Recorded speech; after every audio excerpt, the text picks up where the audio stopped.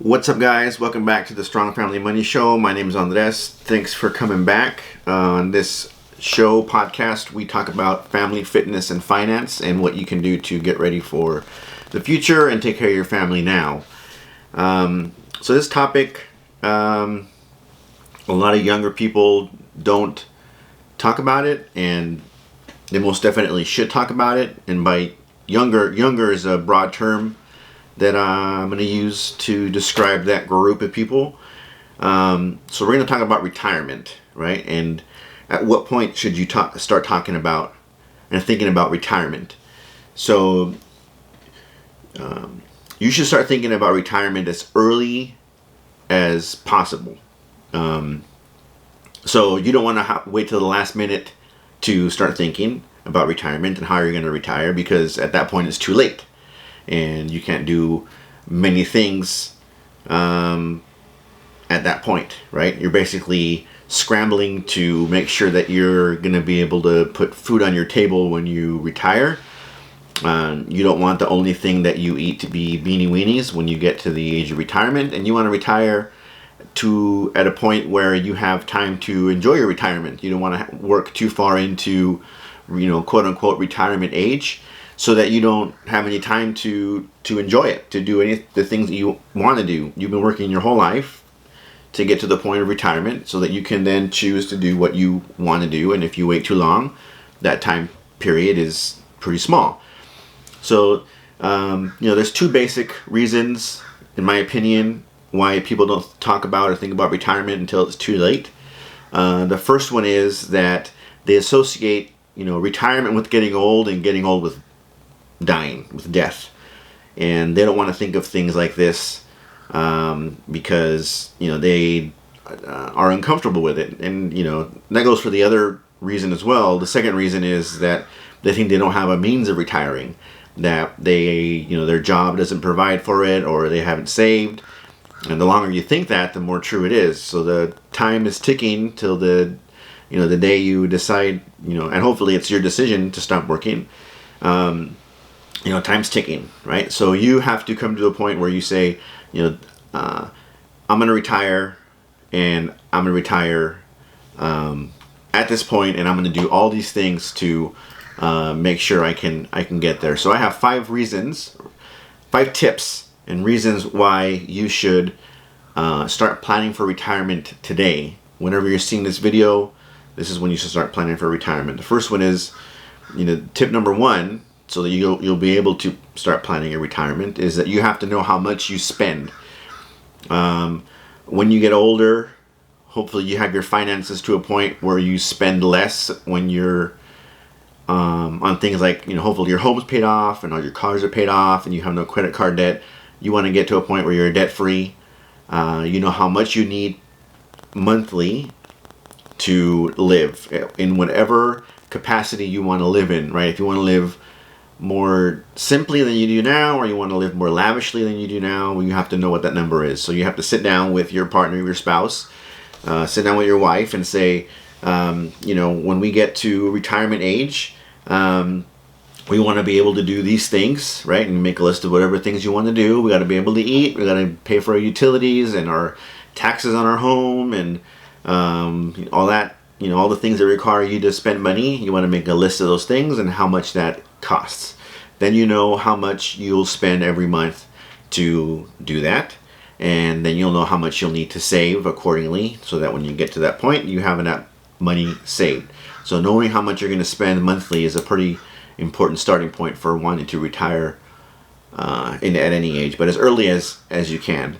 You also want to, investigate what benefits you're going to get. Social Security, you can go online to the Social Security office website, plug in your information, and they'll let you know what you're going to get monthly from them, right? You don't want that to be your only, you definitely do not want that to be, you should bank on not having that benefit, right? You want to have as many sources of monthly income when you retire as possible, but just, you worked, you earned it, and you should know how much you're going to get. So you go to the Social Security website, you plug in your Social Security number, your name information, and it'll tell you, if you retire, you have to work until this age based on your work history. And if you retire, and they give you a graph on what ages you retire at and how much, oh, I guess it's not how age you retire, how long you work, and the longer you work, the more money you'll get monthly. So you have to know what that is. It's based on your work history, but that's important to know. That's money that's coming into you, and you should know what that number is. You want to contribute, right? Whether it's employer 401k or your own personal 401k, any retirement savings accounts, you want to put as much money away as you can. That's possible. I mean, even if you have to go without fun things for a certain period of time, it's important for you to want to build up a nest egg and grow that nest egg. So you want to make contributing to your retirement a active part of your life. Contribute as much as you can. The older you get, contribute more. Right? There are age, at a certain point you're able to contribute more because they know you're getting close to retirement. They don't penalize you for saving more for your retirement. So you want to contribute to as many accounts as you can that will increase your retirement bank account, right? And that's important to make that as big as possible, because you don't know what's going to happen in the future, and you don't want to be scrambling saying, I could have gone without this for this amount of time, and that would have given me more money for retirement. You want to downsize, so you and your spouse are going to retire together, and you don't need 2 cars. You probably need 1 car. All your kids have left the home, so you don't need a big house. You might want to, do something to downsize your home.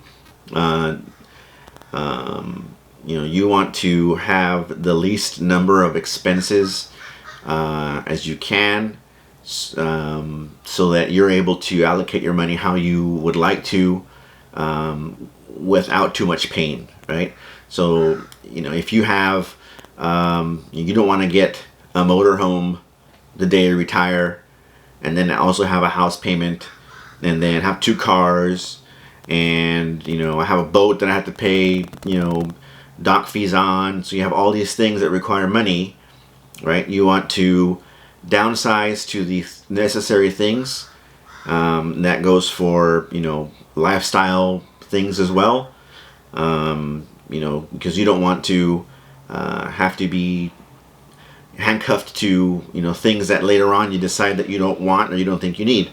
You also want to, downsizing home, isn't necessarily only for financial reasons, but if you have a 2-story house, you may want to consider getting a 1-story something that requires a little bit of maintenance, not too much, something that is set up for you in your later years, so that you're all set to go. You don't have to make drastic changes to a 2-story house, right? And you don't have any money to do it. So you want to plan, downsize, get rid of things, make sure you're ready for not only the day you retire, but later on in your retirement as well. And last, you want to get and stay healthy. You want to start doing that now, along with all the other retirement tasks, planning that you have to do. You want to make sure that you're in the best shape you can be in going into your retirement. I've heard more than one story of someone who retires, and soon after they retire, they get sick for a reason that could have been prevented, and you don't want that to be you. You don't want to have to worry about hospital bills. Stuff's going to happen anyway, and you want to prevent as much of that as you can before you get there. So eating right, losing weight, getting strong. You don't want a busted hip because you're too weak and you hurt yourself at home to be the reason that your retirement is not what you planned it to be.